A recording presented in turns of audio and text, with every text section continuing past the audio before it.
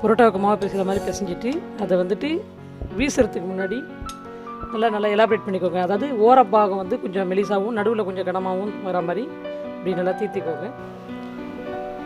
தீர்த்திக்கிட்டு நம்ம வந்து லைட்டாக எண்ணெயை தடவி அதை வந்து வீசணும். அவுட்ரு ஃபுல்லாக ஸ்ப்ரெட் பண்ணிக்கோங்க. ஏன்னா நடுவில் வந்துட்டு கனமாக இருந்துச்சுன்னா எலாபரேட் ஆகும். ஓரத்தில் வந்து தின்னா போச்சு அப்படின்னா உங்களுக்கு வந்துட்டு அது கிழிஞ்சி போகும் ஷீட்டு. அதை வந்துட்டு எந்த அளவுக்கு எலாபரேட்டாக உங்களுக்கு வந்துட்டு வீச முடியுமோ இந்த மாதிரி எலாபரேட்டாக வீசிக்கோங்க. இது வந்து பழக வந்துடும், ஒன்றும் பிரச்சனை கிடையாது. பழகினீங்கன்னா வந்துடும். பழகாமல் இருக்கிறதுனால இந்த மாதிரி இருக்கலாம். இதை வந்து இந்த ஷீட்டை அப்படியே தோசை தாவால் அப்படியே போட்டு ரெண்டு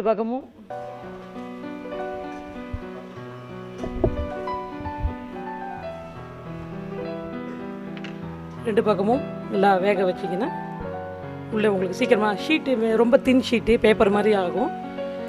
இது உங்களுக்கு வேக வச்சிட்டிங்கன்னா ரெண்டு பக்கமும் சரியாயிடும். இந்த ஓரம் கனமாக இருக்கிற பாகத்தை நடுவில் இந்த மாதிரி மடித்து போட்டு வேக வச்சிங்கன்னா குக் ஆகிடும். நீங்கள் வந்துட்டு இதுக்கு எண்ணெய் ஊற்ற தேவையில்லை, அப்படியே நீங்கள் பண்ணாவே போதும்.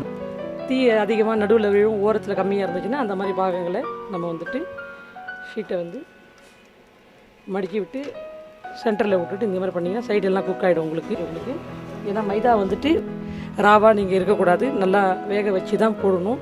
இல்லைன்னா வந்துட்டு மாவு ஐட்டம்ன்றதுனால உபாதை ஏதாவது வரும். ஒழுங்காக எந்த பொருளுமே சரியான விதத்தில் நம்ம சமைச்சு சாப்பிடணும். அன்குக்குடு ஃபுட்டு இருக்கக்கூடாது. பிளேட்டபிளாக இருந்துச்சுன்னா பெஸ்ட்டு. இப்போது ரெடி ஆகிடுச்சு பரோட்டா நூடுல்ஸ்.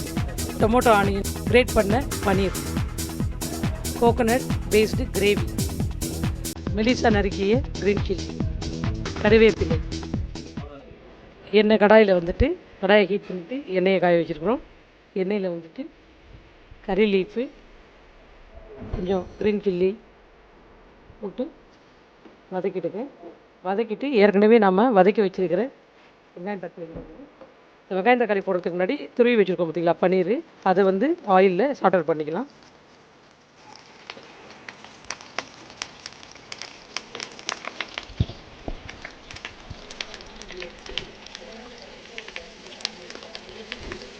பன்னீர் பரோட்டா காம்பினேஷன் வந்துட்டு சாப்பிட்றதுக்கு ரொம்ப நல்லாயிருக்கும்.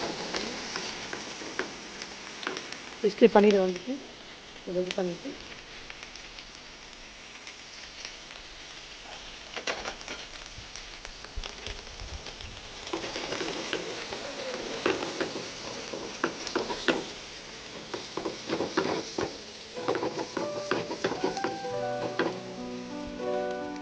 வெங்காயம் தக்காளி போட்டு வதக்கிட்டோம். நல்லா பன்னீர் நல்லா வதக்கிடுச்சு. இதுக்கு மட்டும் உப்பு போட்டால் போதும். இப்போ ஏற்கனவே ரெடி பண்ணி வச்சுருக்கிற நூடுல்ஸு, பரோட்டா நூடுல்ஸை இதில் போடுறோம்.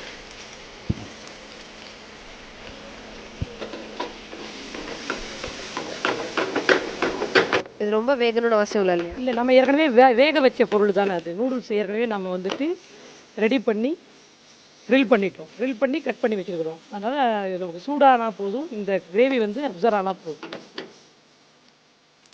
இதில் வந்துட்டு உங்களுக்கு அந்த தனியாக இதுக்குன்னு குருமா எதுவும் வச்சு சாப்பிடாம நம்ம வந்துட்டு கோகோனட், அதாவது வெறும் கோகோனட் வந்துட்டு மசாலா போட்டு ஸ்பைசி மிடிலாக இருக்கும், மிடில் ஸ்பைசி இருக்கும். இந்த கிரேவி கொஞ்சம்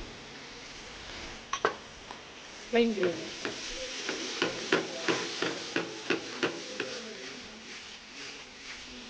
இல்லை உங்களுக்கு காரம் அதிகமாக வேணும்னா நீங்கள் இன்னும் கொஞ்சம் சில்லி பவுடர் ஆட் பண்ணலாம். ஸ்பெஷல் மசாலா கொஞ்சம் சால்ட்டு. இப்போ வந்துட்டு அந்த கிரேவியில் இந்த பரோட்டா வந்துட்டு நல்லா அப்சர்வ் ஆகிடுச்சு. கிரேவி இந்த மசாலாஸ் எல்லாம் அப்சர்வ் ஆகி சாப்பிட்றதுக்கு அப்படியே ராவாகவே நீங்கள் சாப்பிட்லாம். இது வந்து நீங்கள் எதுவுமே சைடில் வச்சு சாப்பிட்ணுன்றது கிடையாது. பச்சைப்பயிறு போட்டுட்டு லெமன் மட்டும் கொஞ்சம் ஸ்பைசி அதிகமாக இருந்தால் கொஞ்சம் லெமன் பிழிஞ்சு விட்டிங்கன்னா கொஞ்சம் ஸ்பைசி குறைஞ்சாப்புல இருக்கும். இப்போ வந்துட்டு